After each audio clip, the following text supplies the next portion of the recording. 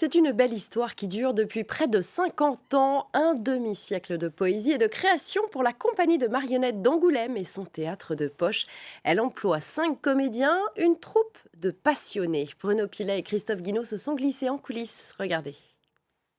Ah, que j'ai chaud! Ah, que j'ai soif! Des objets qui prennent vie au bout de leurs doigts pour ce spectacle intimiste où se mêlent cuisine loufoque et contes africains.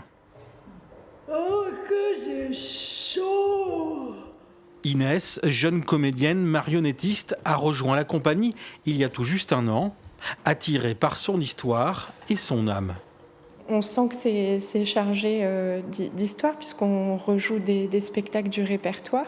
Donc il y a ce respect-là de ce qui a été écrit et de ce qu'on peut continuer à écrire avec la compagnie. À quelques kilomètres de là, dans l'atelier de la compagnie, on retrouve Manon et Chloé. Elles ont quitté un temps leur costume de scène. Ici, elles conçoivent de A à Z la plupart des spectacles. Et je pense qu'on peut lui faire ses petites joues rouges. Oui, je pense aussi. Le fait de passer au travers de la construction, ça permet de mieux comprendre en fait, l'objet et de voir comment le manipuler, le faire respirer, lui prêter vie. Au départ, donc, j'ai une formation aussi bien en art plastique que comédienne. Et donc le travail de marionnettiste, ça permettait d'allier les deux. Et c'est vraiment ça qui m'intéresse.